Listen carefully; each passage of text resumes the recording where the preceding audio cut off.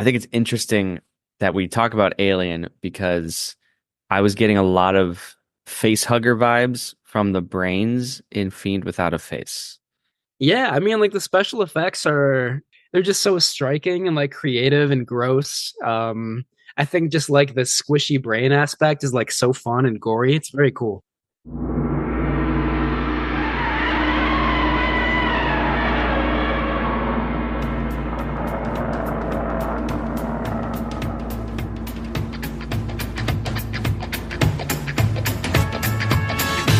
Hello and welcome to Camp Kaiju Monster Movie Podcast. We are your hosts, Matt Levine And Vincent Hannum. and we are talking about all of our favorite monster movies, the good, the bad, and the downright campy, and asking if they stand the test of time. Traditional kaiju, creature features, space invaders, and the supernatural, and everything in between. All strange beasts are welcome here. Camp Kaiju is sponsored by Zach Linder and the Zach Pack, powered by Coldwell Banker Realty, your source for real estate, home rehab, fixing and flipping for investor clients, and residential buyers. Reach out to the Zach Pack today for real estate services, follow the Zach Pack on social media, and contact the Zach Pack for investment opportunities. Link in the bio.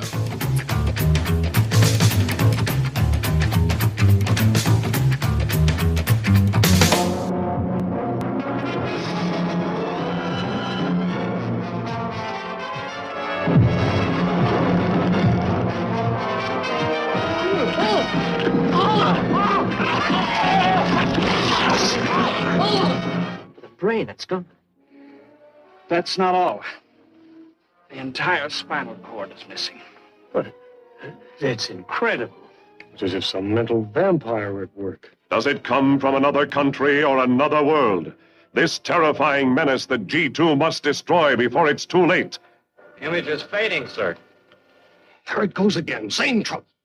How can they stop this invisible force whose only warning is a weird, blood-chilling sound?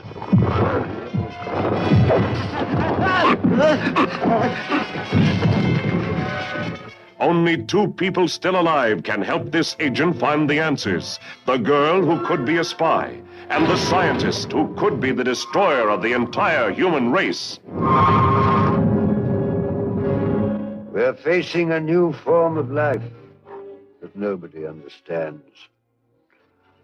I believe it feeds on the radiation from your atomic plants, and that it's evil.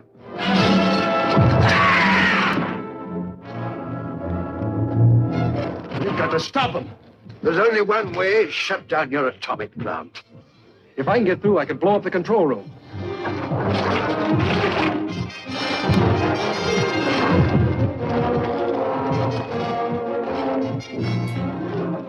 Thanks for hanging out, friends. We're excited for another episode of Camp Kaiju. Please rate and review wherever you listen. You can also send us listener comments at campkaiju@gmail.com, our Facebook page, or our Instagram page, which is at camp_kaiju. If you'd like to be a featured voice on the show, please leave a voicemail at 612-470-2612, telling us about your favorite monster movies and monster movie memories. Finally, please check out our website, campkaijupodcast.com, for more reviews and special content. Merch can also be found, some sweet swag, as they say, at campkaiju.threadless.com.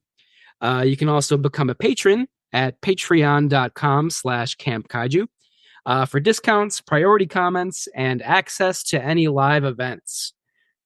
So yeah, thank you to all of our patrons out there. Vincent, do we have like an updated patron list? Hey, we just have the A team here, week in, week out. Jason, Chris, Sean, our anonymous patron, and Peggy. You all keep Camp Kaiju running, and that's not an exaggeration. So to share with a little behind the scenes with you all, there is some overhead to producing a podcast. We have a premium Zoom subscription, which allows for unlimited recording and unlimited guests like Naomi and Max. And I hope to get Frank Olson back on the show. So we gotta pay the big bucks for Zoom to get our friends on the show. And then there is a post-production software that I run the audio through, and that cleans it up, right? So it takes out a lot of the snap, crackle, and pops that you might hear otherwise. Older episodes of Camp Kaiju, you can tell I wasn't working with any of that technology. Still great episodes, Matt. We're still having a lot of fun talking about 50-foot men and all kinds of strange beasts. But these days, I'm feeling really good about where Camp Kaiju is at because of our patrons. So if you're not a Patreon and if you're on the fence and you listen to the show every time it comes out, just $5 is all it takes to help us out even more and help grow the show because you're a part of that. That's my little pitch. I guess I'm gonna be quiet now. And Matt, how are you doing? I'm doing all right. I'm kind of happy that summer is turning into fall weather, and there are some good movies coming out soon. So yeah, can't complain. I say that it's turning into fall weather, but it's still in like the 90s here in Minnesota. So summer is sticking around for a little bit, but still changes in the air. Oh yeah. I busted out my hoodies this week because like in the mornings it's still chilly. I think I'm from Florida, so I have pretty thin blood. But I think so. I think it's changing, getting into Yeah. the spirit of the season. Yeah, feeling a little more brisk. Yeah. Yeah. October, of course, is my favorite month. Horror movies all month. So I'm just counting down the days till we get there. All month. Matt, I have to tell you something. So at school today, for those of you who don't know, I am a teacher at a high school in Minneapolis. And this year we have teachers have the opportunity to host a club during the school day, which is so great, so convenient. I have started a film club with a science fiction angle.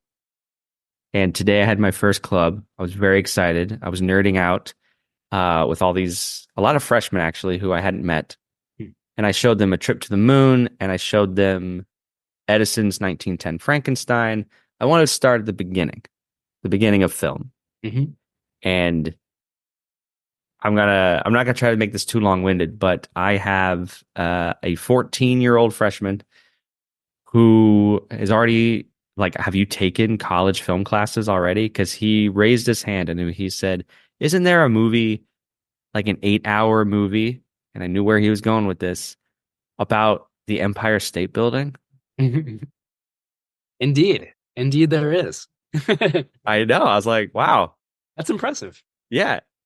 I don't know. It would be cool if you showed that in your sci-fi club, but I don't know if that really counts as science fiction. Sadly, it'd be a loose definition of the genre. For those of you who don't know, Andy Warhol made an 8-hour film that's literally just the Empire State Building. We talked about it on our Flesh for Frankenstein episode. And then I mentioned A Trip to the Moon, and the same kid raised his hand and he said, "Isn't there anti-colonial themes in that?" And I went, yes, you could read that. How old are you, kid? And then the last thing he blew my mind with, because next week I'm going to get into the 1920s, German Expressionism, and the effects of World War I on horror films. And I didn't even mention that in the class. Same 14-year-old says, "Are we going to get into the influence of the Great War, not just World War I, on film?" And I said, "All right, class is over. What? Who? I don't understand." Who is this kid? Such a nerd. Why do you know this kind of stuff at your age? That's amazing. He's a young film fan after my own heart. He sounds so cool. I feel like he's going to be a guest on Camp Kaiju someday. Oh, man. Yeah, seriously. I mean, also, that film club sounds amazing. I'm a little bit jealous. I feel like I'm going to pose as a student sometime soon and try to weasel my way into your club someday. It's pretty cool. I'm not complaining. It's like a little bit of the week I can carve out to just like forget about my real classes for an hour. Yeah, man, that's awesome. Are you going to show Metropolis next week? No, I'm gonna for the silent films, I kept them short to Yeah. those ones I mentioned before. Um, Next week, though, I am going to hit them with, I'm going to play Frankenstein and Bride of Frankenstein, the Universal ones. So, yeah. Amazing. Somebody asked me recently what my favorite monster movie is. I feel like we've talked about this on the podcast before, of course, but I don't know if we've ever like directly just kind of answered that question. But for me, I think it's Bride of Frankenstein. So I'm very happy to hear that. Yeah. And, I thought about just playing Bride, but I thought, the first Frankenstein is as good in its own way. And together, they're a perfect pair. Like, Bride picks up right after the events of the first one. They're both short enough. Just play them both. I love that. Yeah. That's like a perfect introduction to, 1930s Hollywood horror cinema. That's great. Yeah. I mean, folks, if you haven't listened to our Frankenstein episode from a couple years back, go listen to that one. It's a live event that Matt and I recorded. So we get a great Q&A back and forth with a live audience. It's a lot of fun. Indeed. Maybe there will be some more live events in the future. I hope so. Sure hope so. We shall see. Yeah. Well, tonight we're talking about a very different movie, perhaps not part of the classic canon, but a great, a notable movie in its own right. Fiend Without a Face from 1958. We won't get too far ahead of ourselves right now, but it's not the level of Frankenstein or Bride of Frankenstein, but it is a classic gory B movie, and I'm very excited to talk about it. Yeah, this was your pick. I'm so excited. Before we get to that, let's cover some nuts and bolts, which you already did with plugging our great ways to communicate with us, to share your thoughts. I want to just say real quick, I feel like an unintentional theme of season 4 of Camp Kaiju has been the Universal monsters. We featured the Mummy last month with Naomi. Next month, we're going to talk about the Wolfman. And I just saw in the monster movie news that Creature from the Black Lagoon, a long gestating remake from Universal, has James Wan attached to direct it. Now, Matt, you and I know that directors get attached to projects all the time. Doesn't mean anything until production starts. Nonetheless, pretty cool news. Yeah, I'm excited. I don't quite know how I feel about James Wan yet. I like some of his movies, don't like some of them.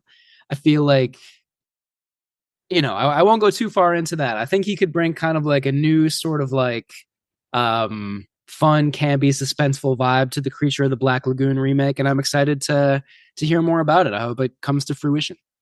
I sure hope so. Just even if it's terrible, I'm not going to hold anything sacrosanct. Like, remake it. Why the hell not? Let's just see what happens. Yeah. I don't know. Totally. If it brings more love to the original, also that can only be a great thing. If like younger people like hear about the remake and they watch the original, that's great. I totally support that, regardless of how good or bad the new one is. So right. Yeah, looking forward to it. Yeah. Some new and upcoming releases. You have a couple on. No, sorry. This week in monster movie history. Yeah, there wasn't a lot you actually added one on here that's more interesting than the other ones I put on here. But from the past, in September, we have the movie Tusk from September 2014, from 10 years ago. I never actually saw that, but the plot sounds really crazy, and I would like to see it someday. I don't think it's very good from what I've heard. Not a huge Kevin Smith fan, but read the plot line if you're bored or like you're just kind of trying to kill some time. Read about the movie Tusk. It sounds really insane. You know what's funny, real quick? Our patron Sean actually reached out to me requesting that movie Tusk for the show. I said, yeah, I'll put it on the list. But I haven't seen it yet either. But also, yeah, it sounds insane and in a really gory, memorable way. At least I hope so. Yeah, it kind of sounds like body horror meets like absurd comedy. So Yeah. Maybe we will bring it to the pod someday. I'd be all for that. Cool. There are a couple other ones from September horror history, like a vampire movie called Nadia from 1994 that I want to see. Never seen that one. Devil Doll from 1964, which I have seen, and which is not even remotely scary, but it's kind of a fun watch. So if you're in the mood for old campy British horror, which we'll be talking about tonight, Devil Doll is another good example. What's the Todd Browning film from the 30s? Isn't that Devil Doll?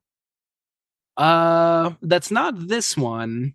I'm not familiar with a Todd Browning movie by that name, but it's certainly possible. Okay. Hey, I mean, it's a great title. So yeah. I mean, it's a killer ventriloquist dummy movie, as you might imagine from the title. So not the most original storyline, but good title for sure. Yeah. So sorry. The Devil Doll from 1936, directed by Todd Browning with Lionel Barrymore. Oh, was not even aware. Yeah. An escaped convict uses seems like a little doll to kill people. That's not tonight's movie. Maybe we'll do we'll do a Devil Doll double bill. Wow, that just rolls off the tongue. Devil Doll double bill. Can't wait. The story to that movie sounds more interesting than the actual Devil Doll that I put on here on the list. But anyway, well, that's a conversation for another time, perhaps. Yeah. The one that you added is a classic, a silent cinema classic from September from horror history. Well, I just saw that Hunchback of Notre Dame, the Lon Chaney 1923 picture, was released this month in 1923. Not only is it celebrating its 101st anniversary, but that is the movie generally credited as Universal Studios' first monster movie. So with that rich legacy, we're just celebrating a century already of Universal monsters. Yeah. Yeah, a little more than a century if that came out in 1923. So yeah. I watched that a long time ago, I think in high school. That's definitely due for a rewatch. Most of those Lon Chaney silent movies I haven't seen in way too long. Yeah. Well, maybe Mr. Peter Lorre will expand upon Hunchback at some point. I'm guessing he probably will. Yeah, he'll be back. Yeah. As he does, he'll reappear when you least expect it. He's not happy about it, but we appreciate everything he does for us. Yes, indeed. Whether he's forced to or not, he is a movie authority for sure.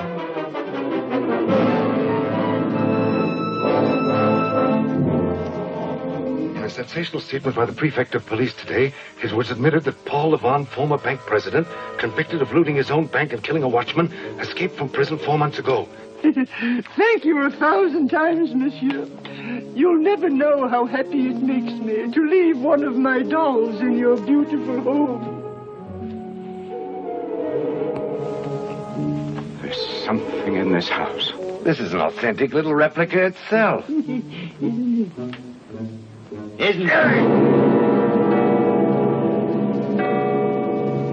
Hello! Whatever you are, in God's name, listen and have mercy. I'll confess.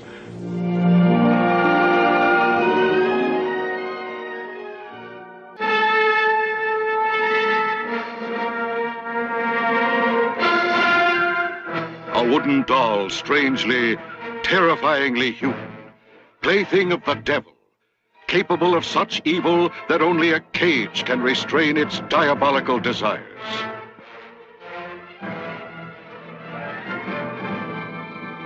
It walks. It talks. In Berlin, 1948. Find me. It sees. It kills on blood-chilling command by thought control. Hugo, she said you were ugly. But somehow he's put a man's life into that doll. Somehow, the malevolent mystery of the devil doll must be solved before more lives are lost to the monstrous power that manipulates it. Look into it. So deep and rich and red and warm. He's calling me, Mom. Please make it stop. But there are no obvious answers, no mechanical tricks, nothing but sheer horror that grows and grows and explodes into violent, murderous action. You will learn the dummy's sinister secret only at the very end of this most unusual suspense thriller. But for maximum shock, see it from the beginning. Devil Dog.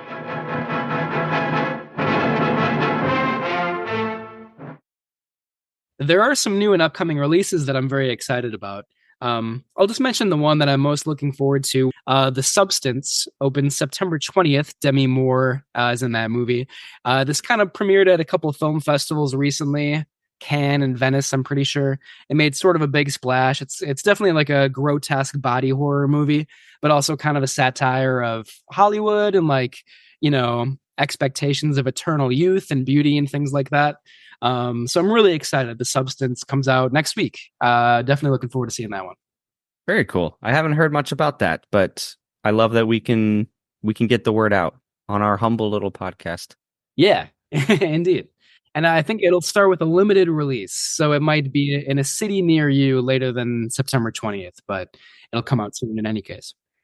The one movie I want to just highlight from that list, coincidentally, also comes from Sean, our patron. It's called The Red. It is about a killer zombie kangaroo in the outback of Australia. I am intrigued. Totally. Yep. You had me at, we have killer crocs, piranhas, sharks, anacondas, bees, spiders. I don't know of any killer kangaroo movies. Right. Yeah. Which, they're supposed to be very ferocious and territorial creatures. So it's about time we have a killer kangaroo movie. Yeah. So The Red opens in Australia on Halloween, TBD on a US release, but we will be keeping our eyes out for that. Yeah. Cool. I feel like they could have done a really bad punny title for that, like Kangaroo Hack or something like that. But, that's Kangaroo Jack. Oh, that's what I was going for. Yeah. Yeah. But nobody remembers that movie. So it's probably the best that they didn't do that. But we do remember it because when I ask you to think of a kangaroo movie, it's probably the only one that comes to mind. Yeah, true. This is really a tangent, but it also makes me think of this Australian movie called Wake in Fright. It's a great horror movie. It's really depressing. And there's some stock footage of a kangaroo hunt. So you do see kangaroos killed in the movie, which is very tough to watch. But Wake in Fright is the other kangaroo movie that I think of as different from Kangaroo Jack as it could possibly be, but very, very good. Oh man, I love our little tangents. That's great. Me too. Unexpected paths that we take on Camp Kaiju. It's great. Kangaroo Jack. Okay, but The Red, yes, that's on our radar. Okay, Matt, what's coming up on Camp Kaiju? Yeah, coming up, you chose the next one that we're going to talk about, which is Tim Burton's Planet of the Apes from 2001. I feel like with Planet of the Apes, most people think probably of the more recent series, which have great CGI and stuff like that. Or maybe they think of the original series with Charlton Heston. I feel like the Tim Burton one is kind of lost in the middle, and I'm really excited to rewatch it. Totally. And here's the thing, I adore this whole franchise. This is the sore thumb in the bunch. And I say that also saying to listeners, watch it. We're going to have a good time. There's going to be a lot of laughs. It's a very campy movie. I promise you. It might be so bad it's good. Maybe. Good timing. Yeah, I'm a little dubious about that. I remember thinking it was just straight up bad when I saw it, but that was when it came out 23 years ago. So who knows? Yeah, who knows?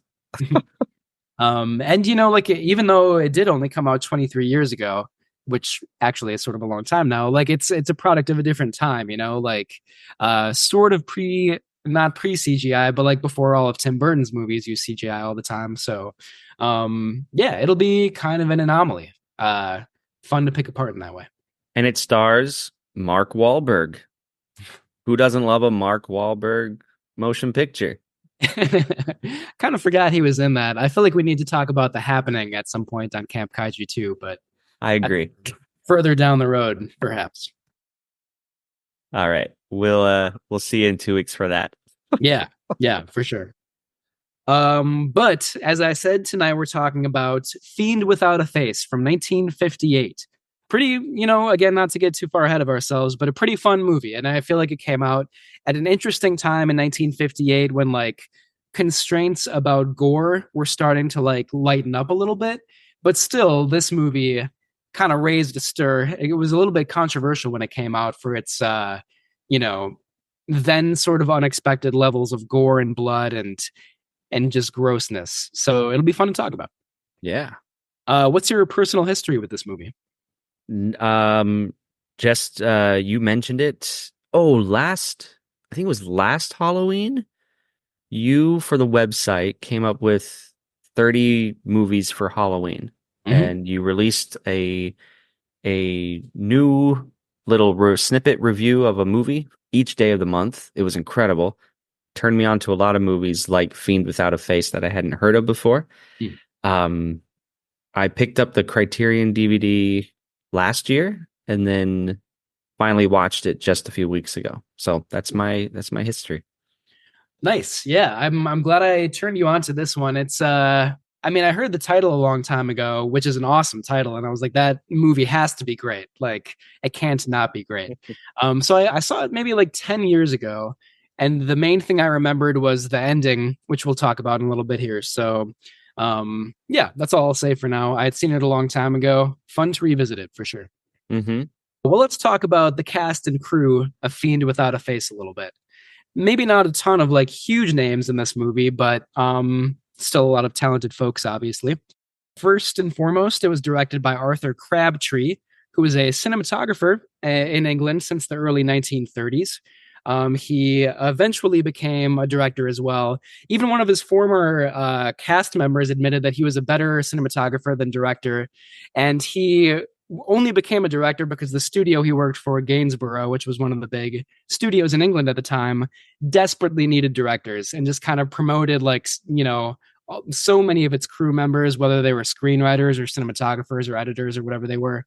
And that's how Arthur Crabtree became a director. There will be a little bit more info about him and his role in Fiend Without a Face a little bit later on when we talk about the production of the movie. But yeah, Arthur Crabtree, at least in name, the director of Fiend Without a Face. Okay, cool. Because I did have some things to add, but I'll wait. Okay. The film is written by Herbert J. Leder, TV producer. He wrote and directed an intriguing 1967 horror movie called It. IT with with an exclamation point. I probably should have written what the plot is of It because I thought it sounded really cool, but now I don't remember it. So maybe I'll look it up real quick. It from 1967. Who said it? Oh, it was there's a quote I picked up. I do not know where I got it from. Listeners, help me out. It was something like, nothing good ever came from a character named It.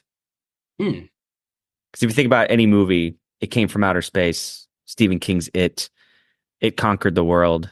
Yeah. It follows. There's just, it is a monster, whatever it is. Yeah, it's a menacing pronoun, I guess you could say. Yeah. And in this case, It from 1967 is about a mad museum curator who brings the Golem of Prague to life. So, yeah, intriguing. Yet another tangent. Sorry, we're going off the rails a little bit, but it sounds cool. Totally. Okay. The cinematography in Fiend Without a Face is by Lionel Baines, who shot a good British movie called Passport to Pimlico. That was the most well-known title that I could see in his filmography. It's a very good comedy from the 40s, I think. He also shot TV shows like The Saint and The Avengers, so there's a little bit of esteem to Lionel Baines' name. Music is by Buxton Orr, which is just a cool name. I don't know. Yeah. I couldn't find too much other info about him, but I feel like we had to mention that. It was produced by John Croydon and Richard Gordon of Amalgamated Productions. I also love the name Amalgamated Productions, which is like the most stock name for a film company you could possibly have. Croydon also has a little bit of esteem to his name. He was a producer at Ealing Studios and the Rank Organization, which were two of England's biggest film studios. He produced Dead of Night, which is a good horror anthology from 46, I think. And then Richard Gordon is a British man, or was a British man, but he moved to New York City when he was very young. He set up his first company at the age of 23, which primarily distributed foreign films in the United States. Richard's brother Alex was also a producer later on for American International, which is Roger Corman's production company, or was Corman's production company. Alex Gordon for American International was the first to review the script for Fiend Without a Face. He decided to pass on it and sent it to his brother, and hence that's how Amalgamated Productions made this film. Then the distribution rights were picked up by MGM for worldwide distribution, because it did have quite the success in England, and actually it was just a programmer, like the B movie on a double bill with a Boris Karloff film called The Haunted Strangler. But Fiend ended up being the moneymaker. So, what a double bill, man! I wish they still did double features. Like, just go watch two like hour and 20-minute like horror movies. That's awesome. I know, man. I assume anyway. I wasn't alive in 1958, but I assume it was awesome. You know, not everything was great in the 50s, but double bills were great. Yeah, that's I'm only talking about the double features right now. That's the part specifically that sounds pretty cool. Movie culture, peak. Yeah. Stop motion animation effects were by Florenz von Nordhoff and K.L. Ruppel. These were German special effects artists. Yeah, and they did the special effects work in Germany while the film was being shot in England. We'll talk about that a little bit more maybe later as well. Mm-hmm. Moving on to the cast of the film, we have Marshall Thompson as Major Jeff Cummings. Marshall Thompson kind of looks like any actor from the 50s who would play an American military man. Like, just think about who that would be, and you probably can picture him in your mind already. He was a classmate of Marilyn Monroe, then Norma Jean Baker back in high school, which I thought was kind of interesting. Thompson was actually in some pretty interesting movies. He was in The Clock, the Vincent Minnelli movie with Judy Garland, which is really amazing. I love that movie. And he was also in the same year as Fiend Without a Face. He was in a movie called It, The Terror from Beyond Space, continuing our It theme of the night. There you go. Another subgenre to explore. Yeah, It movies. Moving on, we have Kynaston Reeves as Professor Walgate. He was a longtime British actor, starred in The Lodger, Hitchcock's. Was that his first movie feature? It wasn't his first. It might be the first that like fully survives. Like he made, actually, The Pleasure Garden fully survives also, and I think that was before The Lodger. Yeah. But it's one of his early ones for sure, and maybe his most well-known early one. Then, yeah, I believe so. Yeah. Okay. So, anyways, The Lodger, various TV specials, The Private Lives of Sherlock Holmes. And rounding out the cast, Kim Parker as Barbara Grizel. She's the sister, and the sister and the love interest. That's not true. She's the sister of one character who gets killed, and then she is the love interest of our main character, Jeff, played by Marshall Thompson. I couldn't find too much info about Kim Parker, but she is the only major female character in the movie, so I felt like we should mention her. And there are a lot of other actors that play kind of like supporting military guys and just townspeople, but couldn't find much info about them either. Yeah. So moving on to the production backstory and release of Fiend Without a Face, unless you have anything to add, I didn't mean to cut you off there. No, I have nothing. I mean, you could tell this was, is it fair to say it's an independent picture? Yes. For sure. Independent, low budget. It's set in England, it's shot in England. It's set in Canada, in the Midwest provinces there. So the cast is just like a bunch of local yokels who are in this small town, contrasted with the army base running a nuclear plant within their community. So there's a lot of tension there, and a source, and ultimately the source of our monsters, these brains, these invisible brains, which feed off the radiation from the atomic plant. There's more to it than that, like telepathy and like psychokinetic projections. Yeah, no, I'm glad you mentioned the plot outline because we'll definitely be talking about that a little bit. I think you summed it up pretty well. There's an American Air Force base in Manitoba. It's an atomic base, and there are these mysterious killings. The townspeople are distrustful of the American military, so they think that the killings are the result of the Air Force base. But it turns out to be the killings turn out to be the result of scientific experiments. Who would have thought? By a physicist who was doing experiments and kind of manifesting his thoughts into like tactile beings, basically. So that's the plot in a nutshell. And Vincent, kind of like you alluded to, like, we have the American soldiers, we have French Canadians, and just other Canadians that live here in the town. A lot of the cast is British. So it definitely reflects kind of like the multinational nature of the production. Kind of backing up a little bit, we'll talk about the production backstory of the film. It's based on a 1930 short story called The Thought Monster, which is another great title. That was written by Amelia Reynolds Long. She wrote a lot of kind of sci-fi horror, kind of supernatural tales back in the 20s and 30s. So this was a little bit of an older story. It was published in Weird Tales magazine in 1930. Fast forward to 1958, her agent, Forrest Ackerman, pitched it to American International Pictures. Like I mentioned before, they passed and it wound up in the hands of Richard Gordon. So yeah, we mentioned before that the film was written by Herbert Leader. He was originally set to direct the film, but he was an American and he couldn't get a British work permit, so he could not direct it. And hence Arthur Crabtree took over directing duties. He was not very enthused about it, though. This is kind of what I alluded to before. Crabtree was not especially excited to work on this movie. He showed up on the first day of shooting. He looked at the script and he said it was not the movie that he signed on to do. He thought that monster movies were beneath him. So he just frequently didn't show up to work. He didn't come to set a lot of the time. He did not show a lot of investment in Fiend Without a Face. Arthur Crabtree didn't. So like the lead actor, Marshall Thompson, who plays Major Cummings, did a lot of the directing himself. He admitted that in the later interview. Like, yeah, I just kind of directed most of the movie when Crabtree didn't show up. I think that kind of explains some of the maybe like simple visual style and like, lack of like panache to some of the scenes in Fiend Without a Face a little bit. But yeah, I came across that as well in my own research, and I thought, oh, a lot of things make sense now. Yeah. Yeah, it's too bad. I mean, we love campy, ridiculous horror movies. So for the director to be like, oh, this is beneath me, it's just kind of unfortunate. But the movie that we do have is still pretty fun in a lot of ways. So agreed. More on that later. Yeah.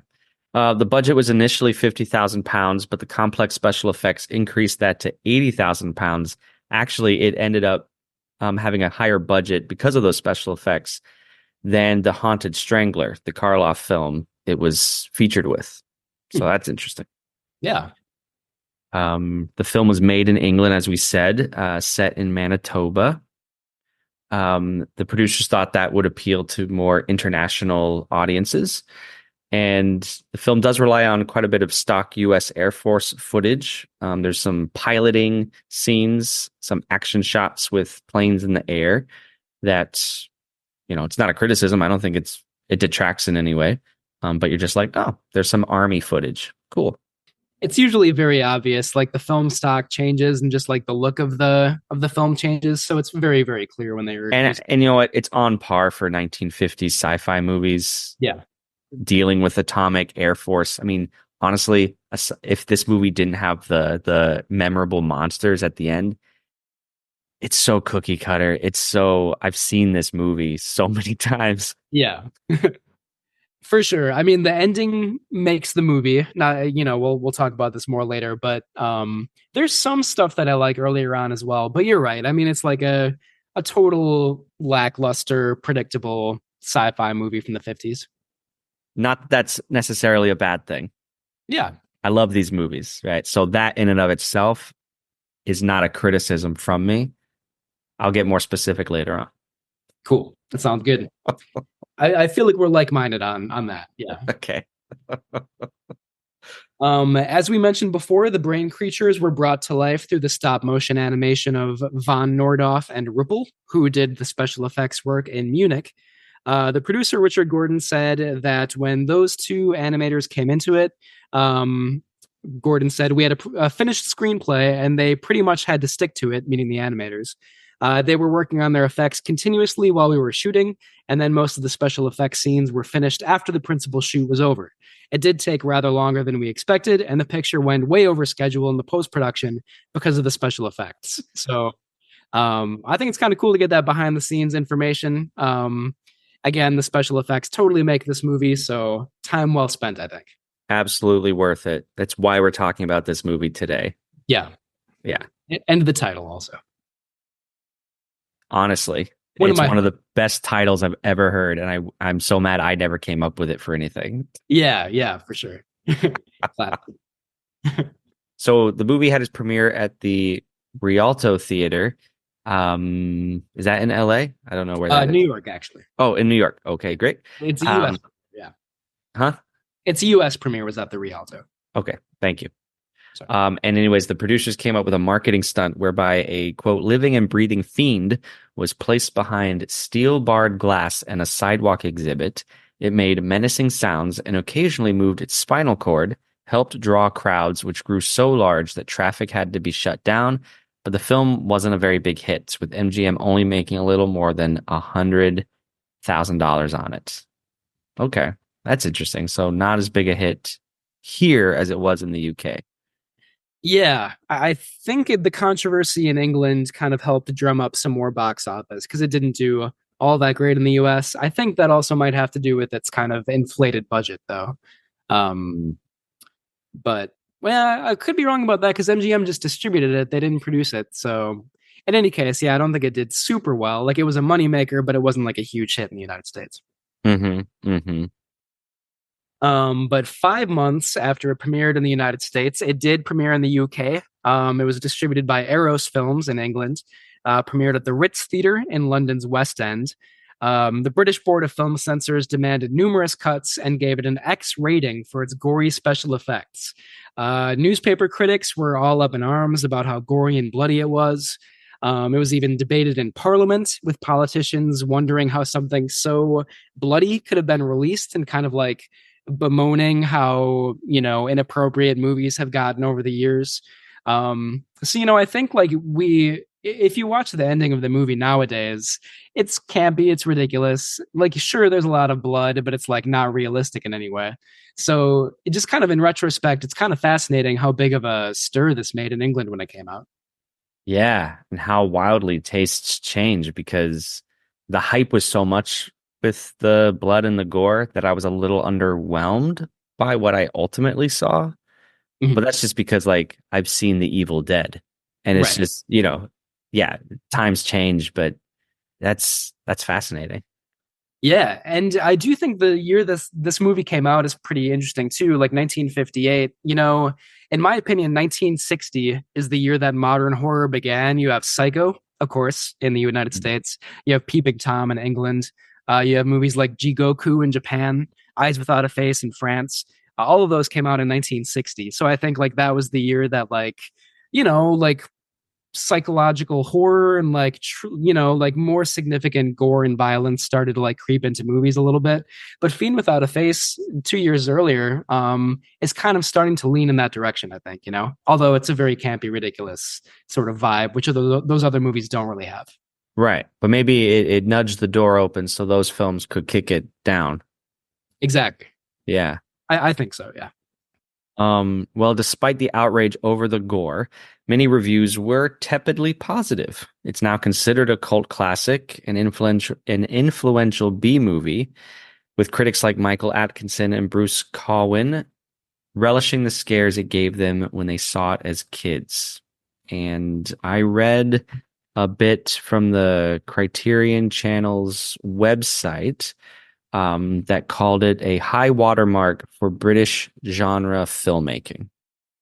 Yeah, which it kind of surprises me a little bit, but just like I like this movie, but like high watermark is kind of like putting it very kindly, I think, but certainly, yeah, I mean, like it's, I guess I kind of alluded to this before. It's like pointing the way towards better movies, more serious movies, even if it's a little bit absurd in its own right at times, I think. Yeah. Yeah. The Criterion Channel, there's a je ne sais quoi about it, right? Yeah. And I get suckered into it. I'm like, wow, it must the movie I'm about to watch really must be something different.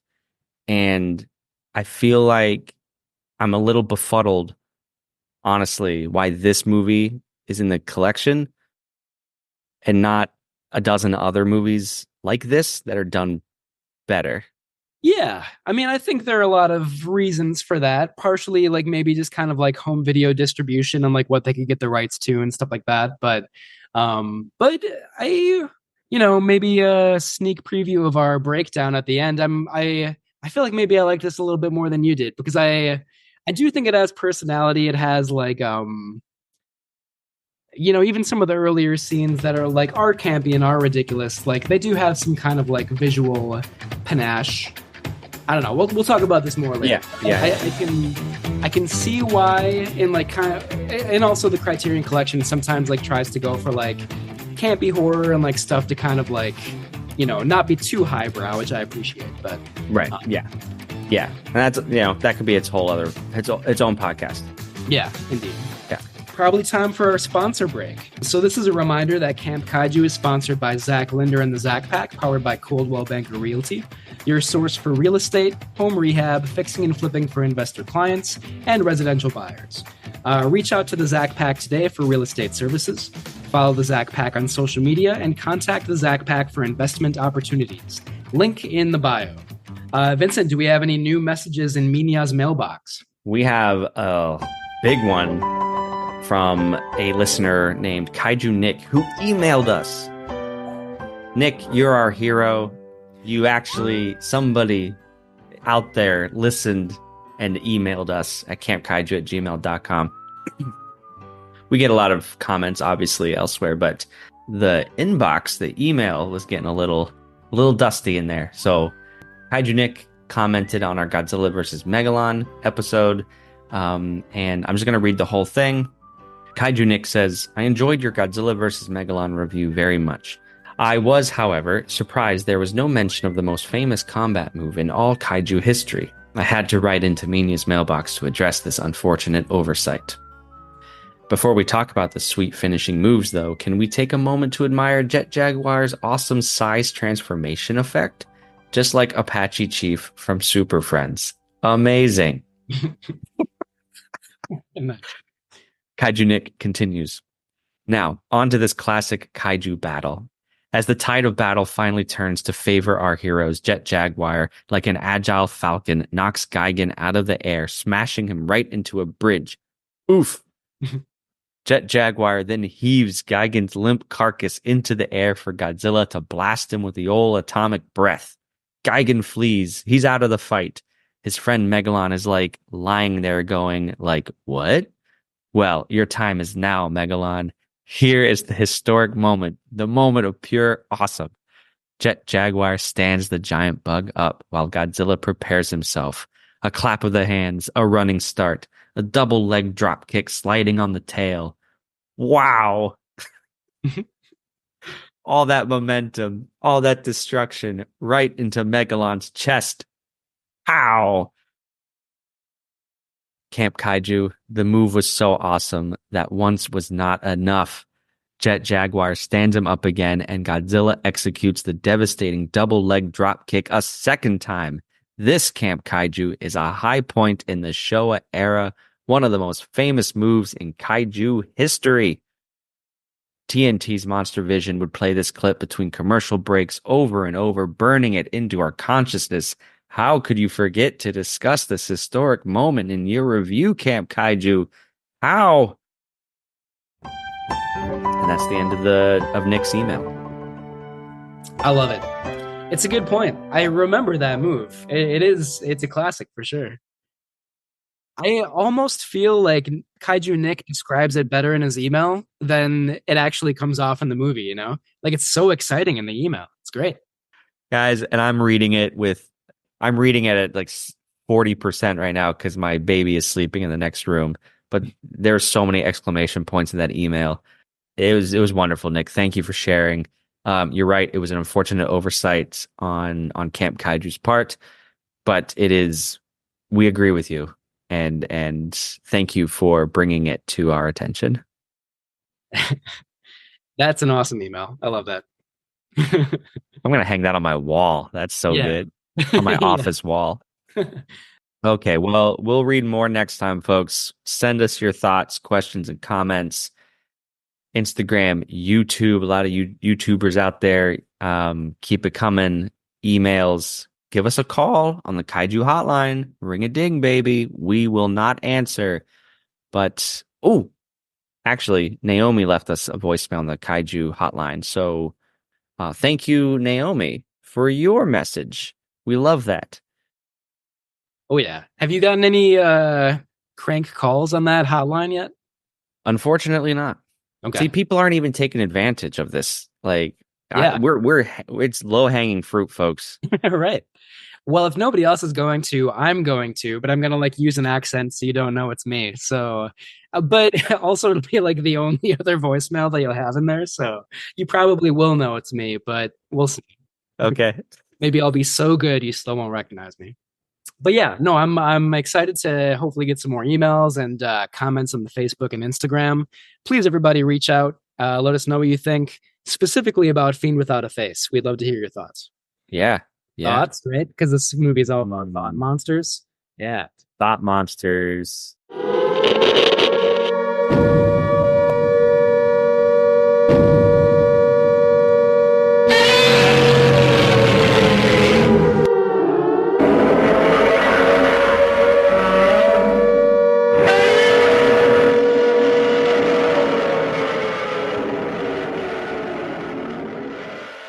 Hey, Vincent, Matt, and all the Camp Kaiju listeners. It's Naomi here, your friend who does trivia.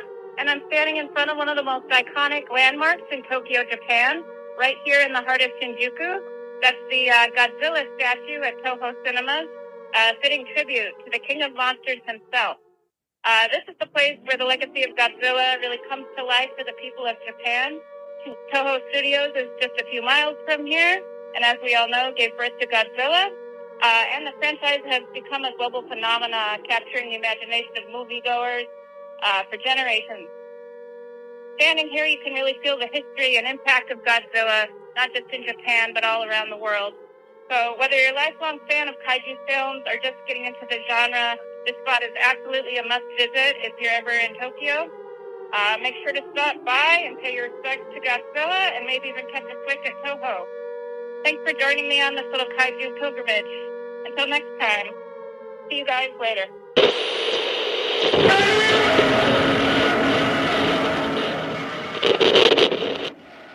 That's so cool she was there. That's awesome. Yeah, I know, right? It's just like so cool. I have so much to say and like, I'm just jealous. That's really cool. Yeah. Me too. I mean, Tokyo in general, Japan in general is on my bucket list of travel that I want to do at some point in my life. And when I go, Toho Studios is going to be at the top of the list. It's certainly for Godzilla, but they have made so many classic movies over the years. It's like a destination for cinephiles everywhere. Yeah, totally. Okay, I don't want to get on a tangent. But thank you, Naomi, for calling into the Kaiju hotline. We will have Naomi on our show next time for Planet of the Apes. She will continue our trivia series. So everyone catch that episode. And before I forget, Matt, we have to reveal the answer to our trivia that challenged the world when Naomi was on the show for The Mummy.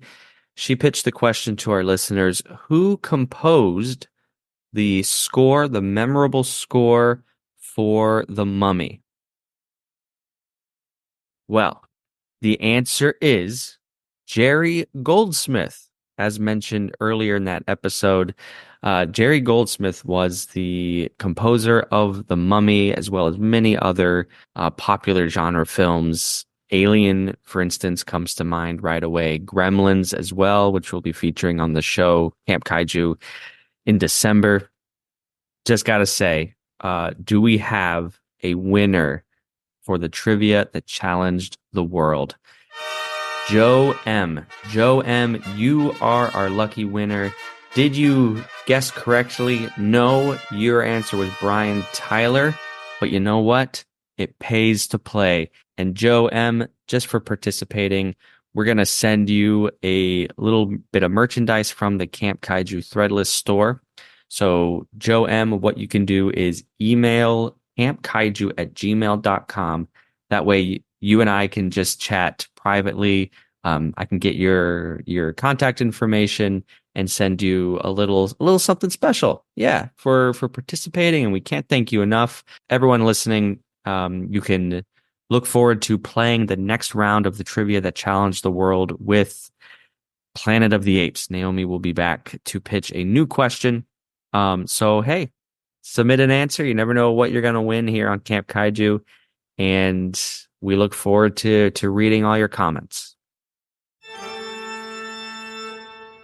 Before Karloff and Lugosi stalked the screens, the movies were no less monstrous. These frightful figures lurked in the expressionistic shadows and danced in the macabre moonlight. Oh, they laughed, they cried, they fooled the sensibilities of honest, decent folk. In the age of silent pictures, these gruesome ghouls nonetheless cried out with a savage humanity that took the breath from all who witnessed their devilish delights. For in the silence, no one can hear you scream.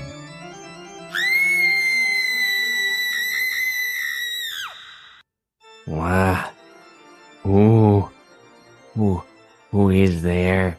Is that you, Pierre? Matthew? Vincent? Oh, I am so woozy. What is the time? How long have I been out?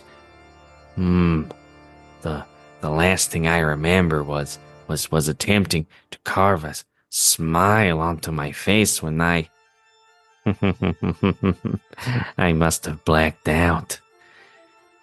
Well, where do we go from here? I turned to the agreement of my indentured servitude on Camp Kaiju, in which I am to review monster movies from the silent era of motion pictures. Only upon completion of this devilish bargain will I be free to return to my eternal rest in the great beyond. So here it goes. I am Peter Lorre. You may know me from such films as Alfred Hitchcock's The Man Who Knew Too Much and Roger Corman's The Comedy of Terrors. This week on Silent But Deadly, I will tell you about the Golem, how he came into the world. This is from 1920. This movie was made in Germany following the First World War and is an excellent example of early German expressionism. It was directed by Paul Wegener and is the second film of a trilogy. However, it is the only surviving of the series, the other two being lost during the Second World War. The Golem is a retelling of a medieval Jewish folktale in which a man-made monster known as the Golem is sculpted from clay by a rabbi to exact vengeance on those who have banished the Jewish community from the city of Prague. The movie was a massive success in both Germany and the United States, ushering in the German expressionist movie, along with other films like The Cabinet of Dr. Caligari. The Golem's director of photography, Karl Freund, would eventually make a name for himself at Universal Studios and shoot the classics Dracula and direct The Mummy only a decade later. Next time on Silent But Deadly, I will continue the theme of German expressionism that influenced so many filmmakers in the horror genre. We will discuss perhaps the most famous of them all, that cabinet of Dr. Caligari, and maybe, just maybe, I will once again find my inner peace. Oh, what is this? This light from above? Is it my salvation?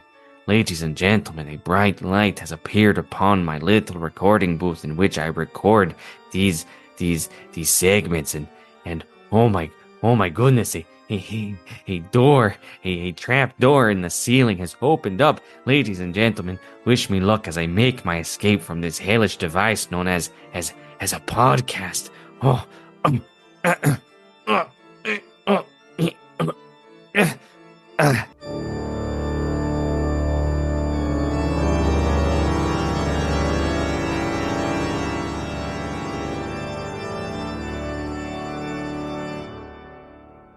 It conquered the world. The most terrifying monster the mind of man can conceive. Spreading panic, making of men murderers, making of women terrified slaves. It conquered the world. See 2 blood-freezing horror pictures. It conquered the world and the she-creature.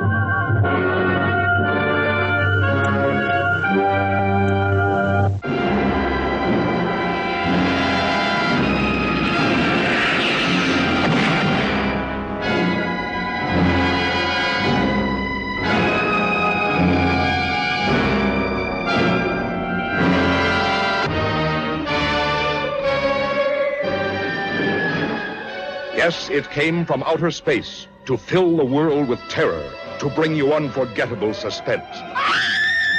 What was it? Where did it come from? Who were the all-powerful creatures it brought from outer space? And what did they want on Earth?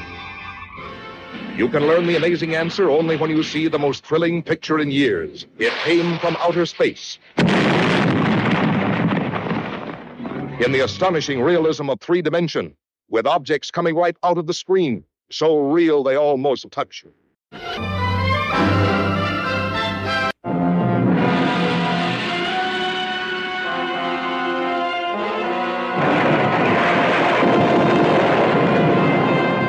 Yes, that is it. It! Everyone is afraid of it. Look at the ache in his face. That's what killed the old man. Bombs can't kill it. Fire can't burn it. Water can't drown it.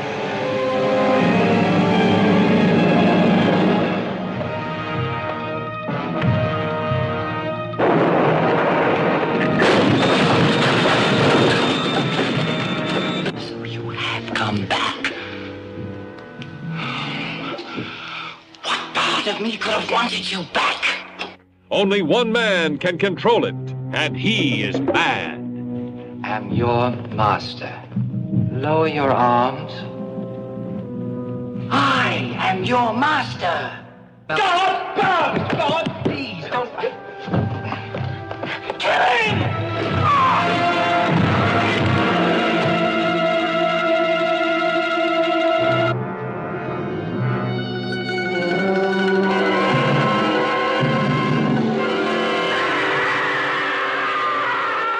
This is it. See it.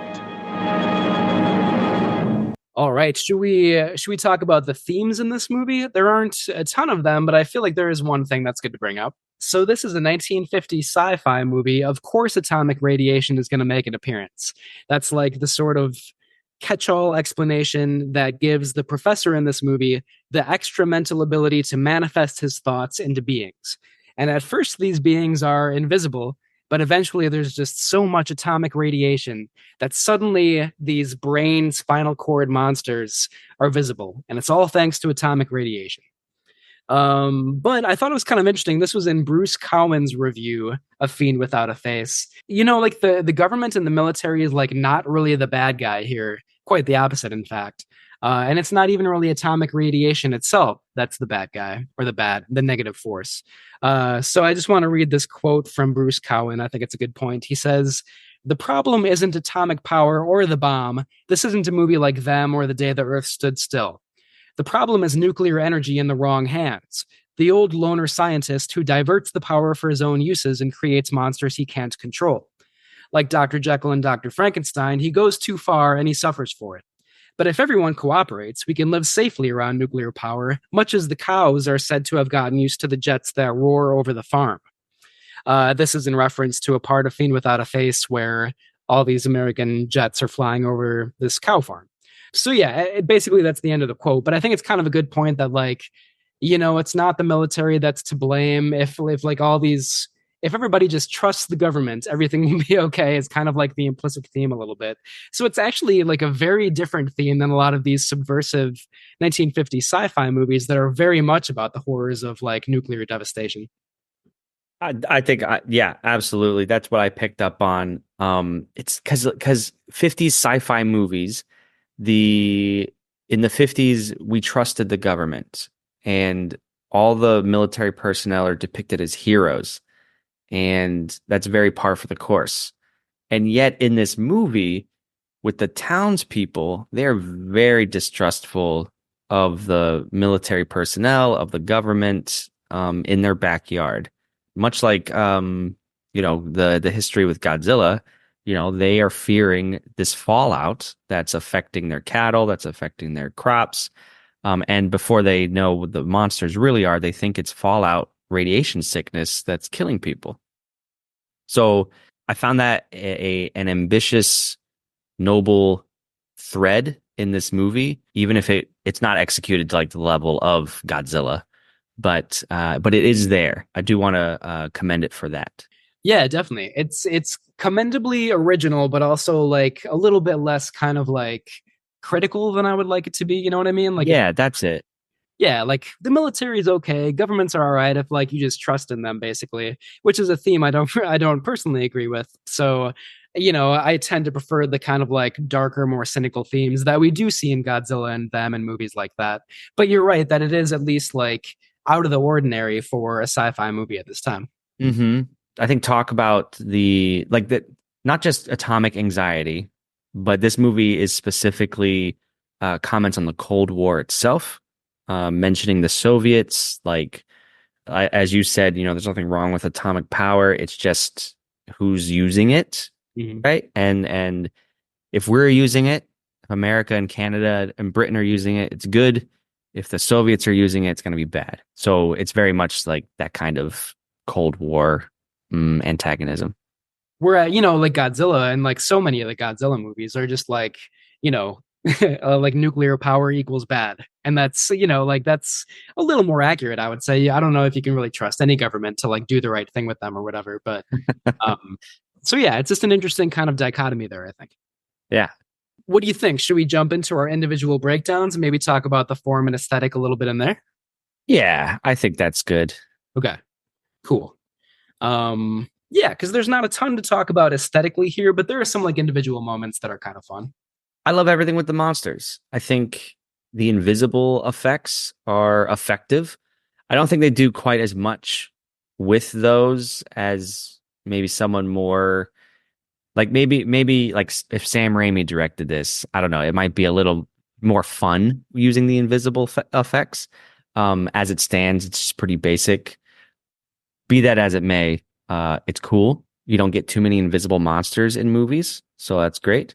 And then the reveal and those special effects, the way the brains are portrayed using this stop motion animation, it's crude, the animation, but in that it's unsettling. It's like a really weird, jerky, unsettling kind of animation blended with the live action that I was put off by that in like a good way. I was like, ooh, this is gross.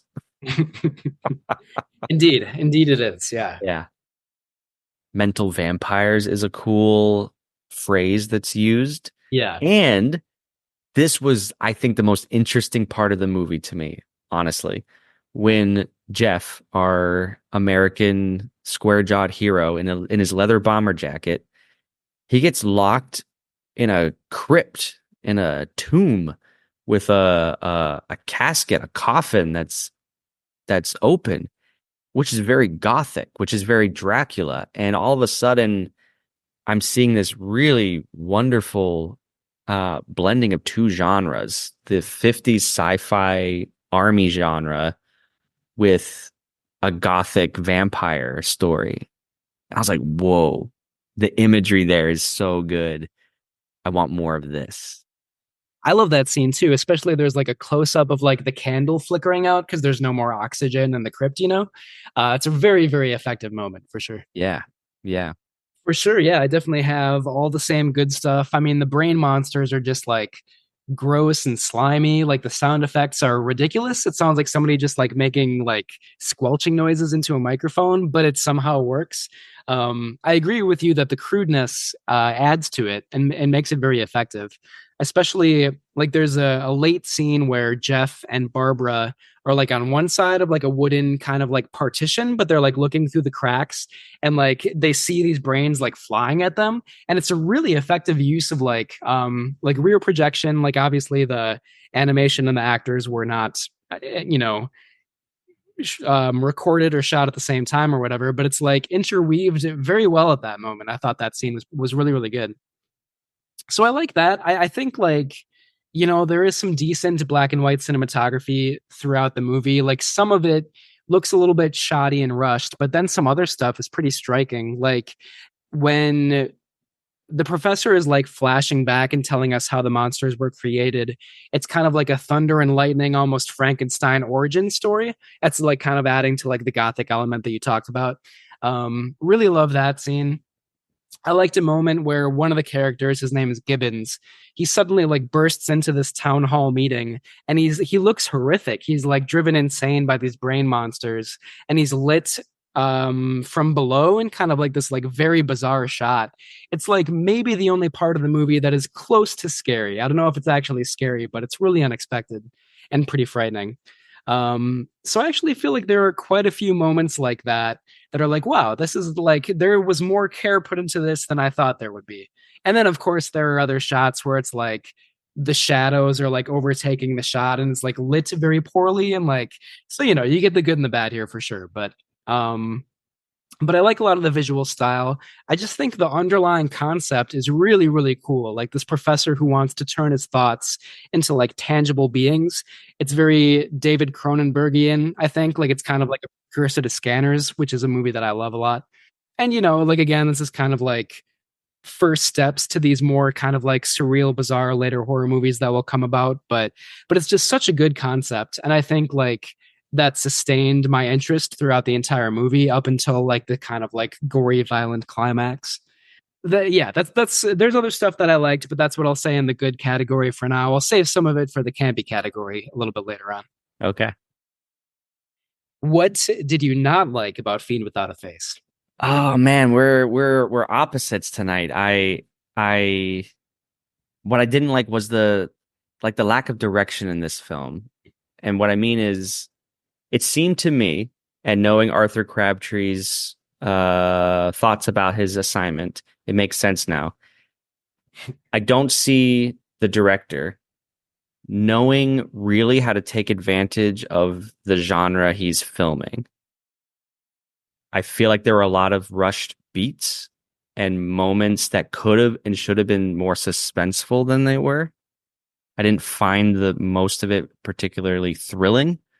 The last 10 minutes is a smorgasbord of awesomeness. It's just, that's what the movie is, but I didn't get that in the other 2/3. For example, there's a really great set piece where Gibbons is leading a posse into the woods to find who the townspeople think is a lunatic and escaped, and they have their guns and stuff. And it's a really great moment where Gibbons' friend is calling out for Gibbons, and Gibbons never answers. We've seen this in other movies. The lack of answer leads us to intone that, oh, Gibbons is killed. He was killed off screen. And it's like really tragic because his friend is just calling Gibbons, Gibbons, Gibbons. But I didn't feel like Crabtree let us sit in that for too long. Like, I just felt like it was still rushed. I was like, I know what you're going for. Just let us live in that uncomfortable space a little bit longer, my man. And it would be really haunting. So, really nitpicky, but I've seen so many of these movies, Matt. Yeah. I know how I would direct it. And I just, it missed the mark for me in a lot of potential set pieces. Yeah, that's definitely understandable. I mean, even like the very beginning of the movie when like the Jacques character just suddenly dies and then the opening credits start and it's like you could have had like a really amazing opening to this movie, but it suddenly is just like a guy keels over and somebody screams and that's the beginning of the movie. So I hear you. You're definitely right about that. And yeah, I mean, like this movie sort of didn't seem to have a director, like Crabtree didn't seem to care about it, and then just like people were filling in when they had to. So it's not surprising, like you said, that there's like not really like a directorial vision, and it's a shame. It's unfortunate. It could have been even like a lot better than it was, but I for some reason I just was okay with the camp factor this time, and kind of yeah, we do have different takes this time, but I kind of like that. It rarely happens, so it's cool when it does. Yeah. What about you? Well, yeah, I mean, like the dialogue and the performances are definitely ridiculous, cheesy, campy. I like it's fun to watch the background actors in this movie because they don't ever really know what they should be doing. Like, and that's probably speaks to the lack of a director. But, like if you don't look at the people speaking in the shot and you like look at everybody else and they're just like, they have these ridiculous looks on their faces. They're like staring off screen. They're like standing uncomfortably close to somebody else. It's just like they're doing whatever they want, basically. And it's really funny. It's entertaining and campy, but like, it makes the movie not scary at all, and it's clearly not very well made. But it's like I just started not paying attention to like the main character in the scene and like looking at everybody else. It's very entertaining. I recommend that if you watch this movie at some point. Oh yeah, and like I don't know if that really fits in the bad category, but I just find this movie really entertaining, and like yeah, I don't have a lot in the bad category, to be honest. All right, that's fair. My campy, if I may, is related to the actors. This is I have a lot of this was in my bad, but I'm like, it's campy because it's bad, but I was laughing at the movie. And I shouldn't have been. I don't think Crabtree and gang wanted me to laugh. But the character of Jeff, our hero, he's such a moron, man. He's like, as soon as he sees the one female in this movie, that's all he thinks about. The world is falling apart. Brain monsters are killing people. And every time he's in the room with Barbara, mm-hmm. Yeah, he's just making out. He's looking at her the whole time. He's like saying really lame pickup lines all the time. He's flirting with her so obviously. I'm like, bro, you have no game. Think you do because you're wearing the leather jacket, but like it was ridiculous. And then there's the whole setup. It played like a sitcom where he goes to visit Barbara at her house and he knocks on the door and then the door's open. Oh, well, I might as well just walk in. He walks into the living room. Barbara's showering meantime, and you know what's going to happen. You're seeing this train wreck, and sure enough, Barbara walks in wearing a towel, and Jeff is like, "Oh, sorry, didn't see you there." Yeah, tonally, the movie shifted into a 50s sitcom at that moment, and I couldn't take it seriously anymore.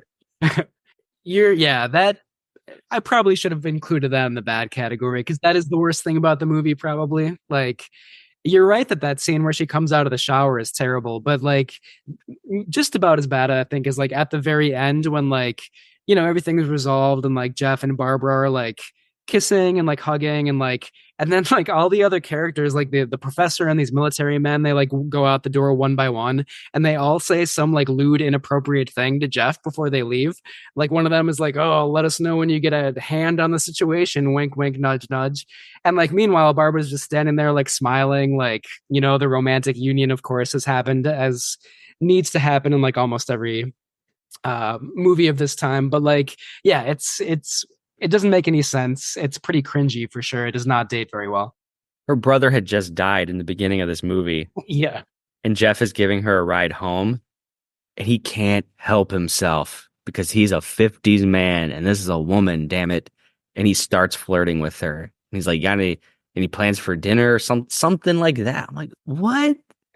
This is not based in reality. Jeff, No. you're being so rude right now.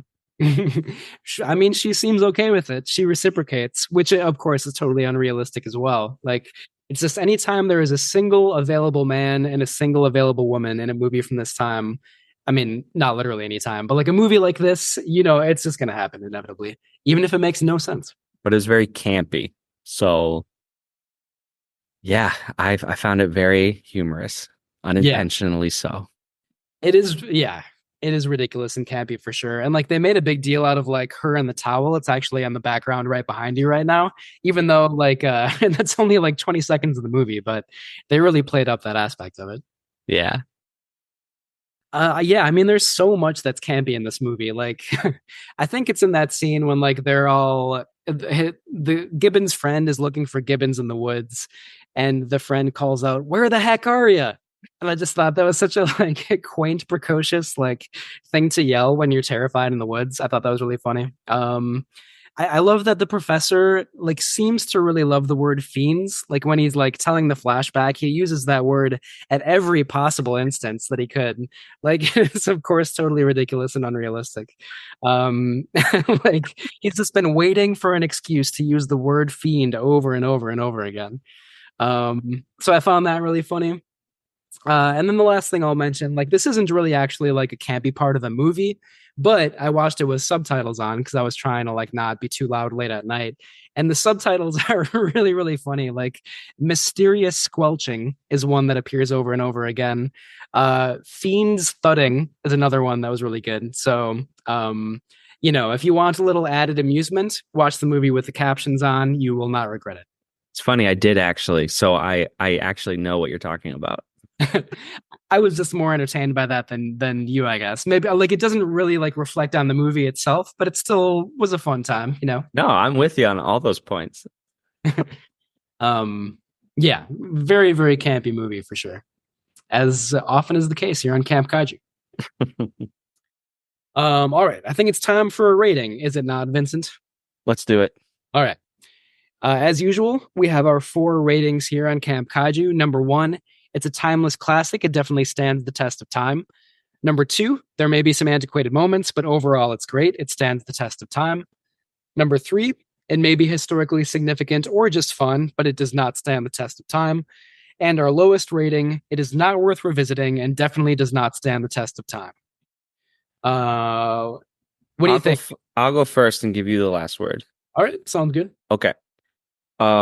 Despite my criticism, I do think that the last third of this movie is nothing I've ever seen before, and that alone makes it stand the test of time. There is a reason to check this movie out.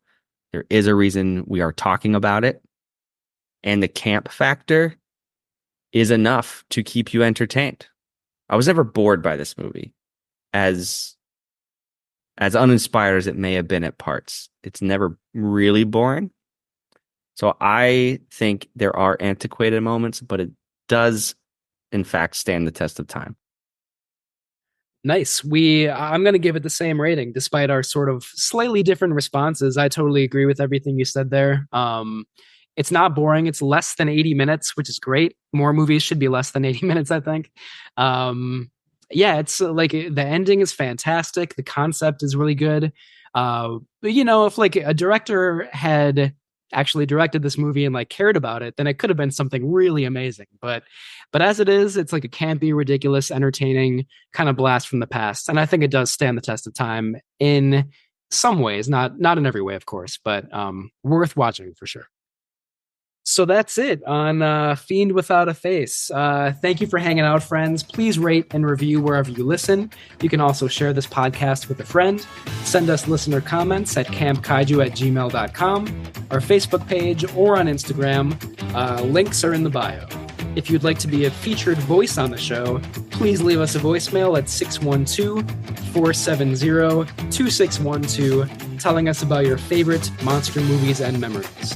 Finally, please check out our website, campkaijupodcast.com, for more information.